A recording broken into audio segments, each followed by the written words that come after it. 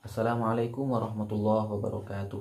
Bismillah, alhamdulillah, wassalatu wassalamu ala sayyidina rasulillah wa ala alihi wa ashabihi wa man wala amma ba'du. Insyaallah di video kali ini kita akan membahas mengenai satu hal yang sangat penting, yaitu malam Lailatul Qadar.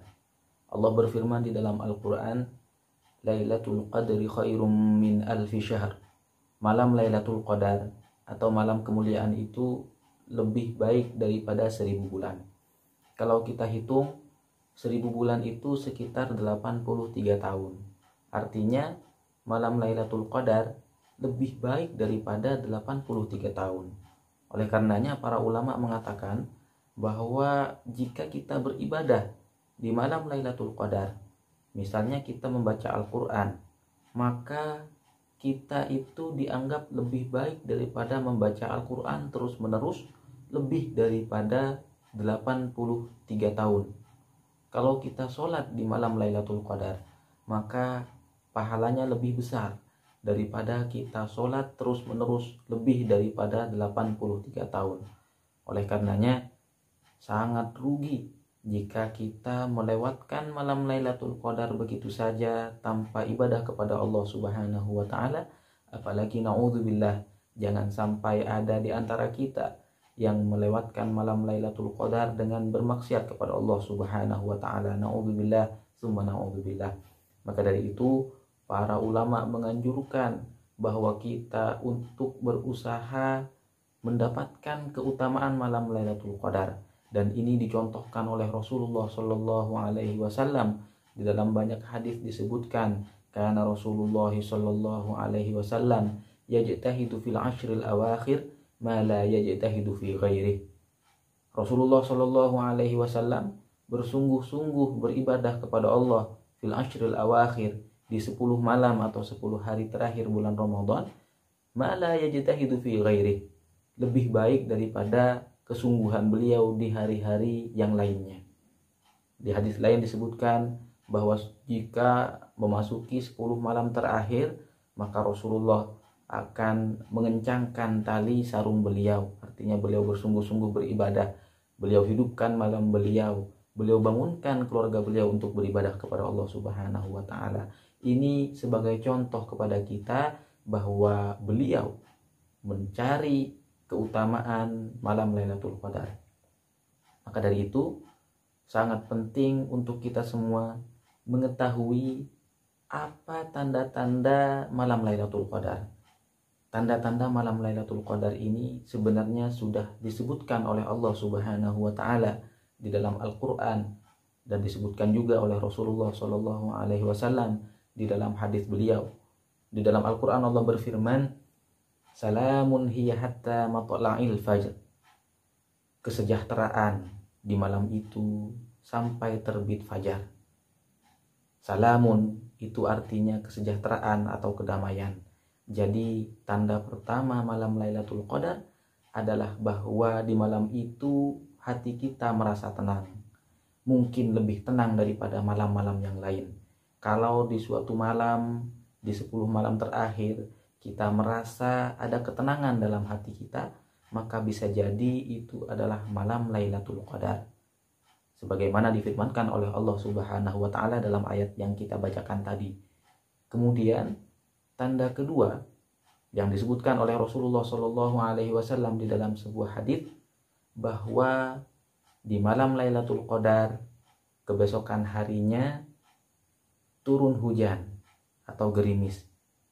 Di dalam hadis disebutkan oleh Rasulullah Shallallahu alaihi wasallam, uritu lailatal qadri thumma unsituha wa arani subhaha asjudu fi ma'in wa tinin. Kata Rasulullah Shallallahu alaihi wasallam, aku diperlihatkan malam Lailatul Qadar, tapi aku sengaja dibuat lupa oleh Allah Subhanahu wa taala, dan aku melihat bahwa di pagi harinya aku sujud di atas air dan tanah.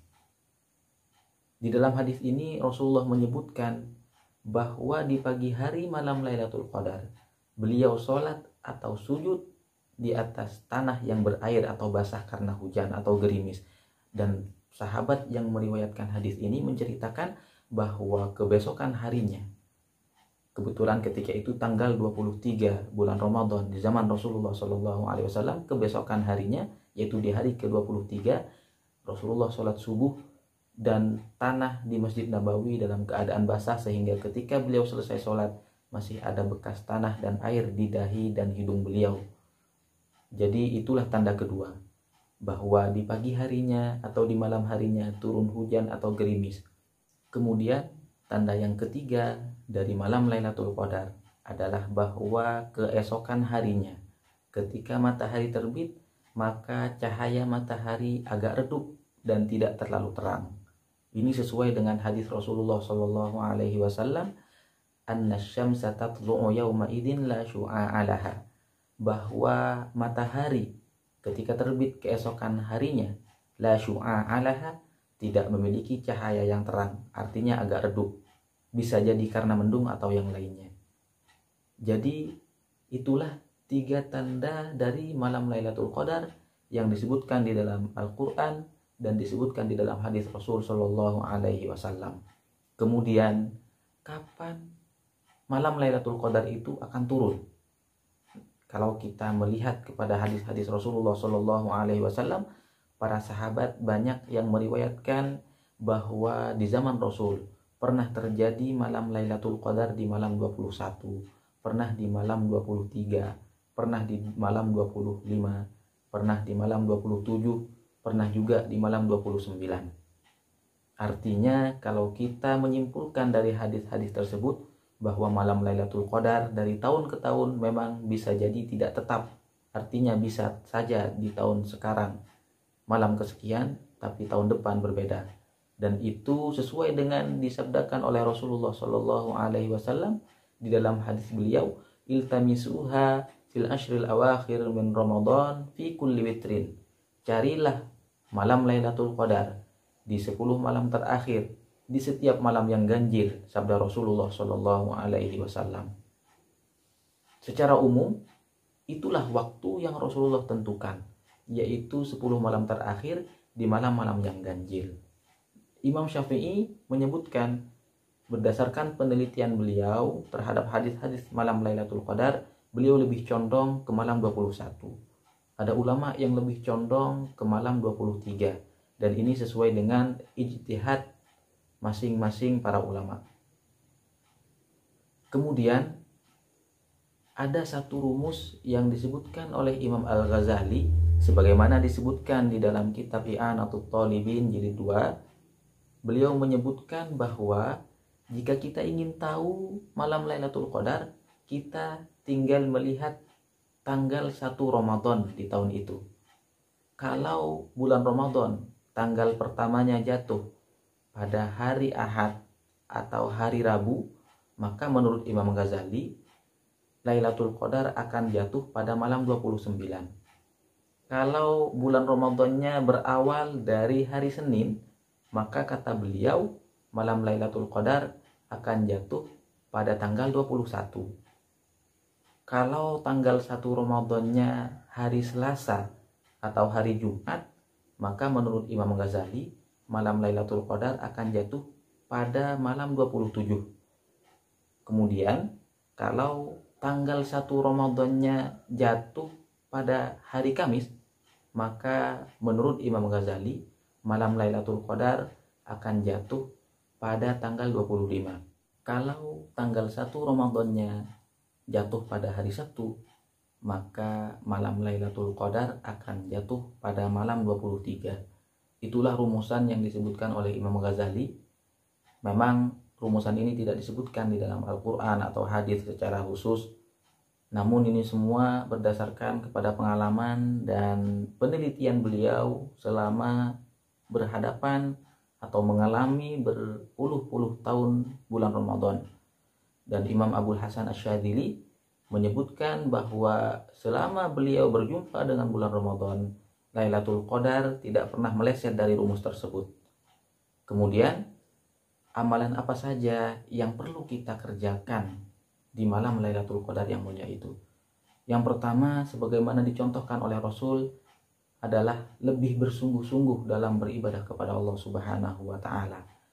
Sebagaimana disebutkan di dalam hadis yang tadi bahwa di 10 malam terakhir beliau lebih serius, lebih bersungguh-sungguh beribadah daripada malam-malam yang lain atau hari-hari yang lain.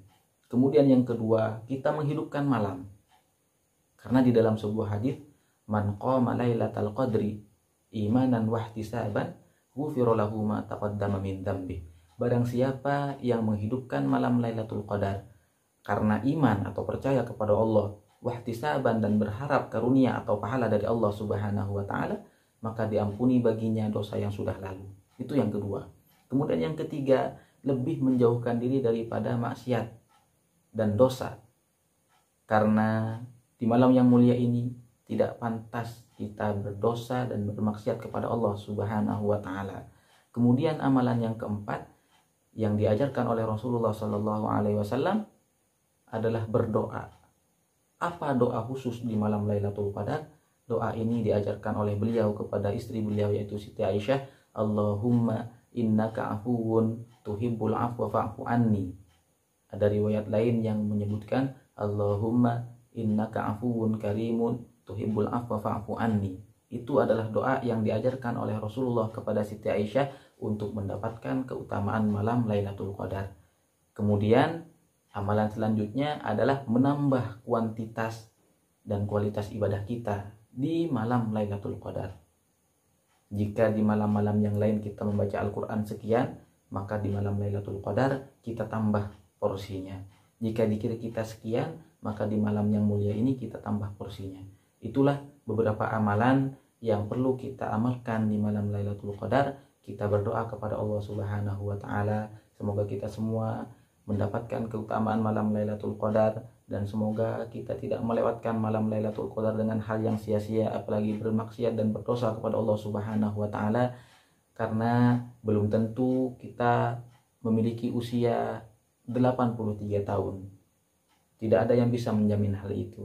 Tapi kalau kita mendapatkan keutamaan malam Lailatul Qadar tahun ini dan tahun-tahun berikutnya, maka insya Allah ini akan menjadi penolong kita di akhirat, akan menjadi derajat yang tinggi di surga nanti, dan insya Allah kita akan digolongkan ke dalam golongan orang-orang yang soleh. Dan kita berdoa kepada Allah Subhanahu wa taala, semoga kita dan keluarga besar kita senantiasa dalam lindungan Allah Subhanahu wa taala. Demikian video kali ini, kurang lebihnya mohon maaf. Sampai jumpa di video selanjutnya. Wassalamualaikum warahmatullahi wabarakatuh.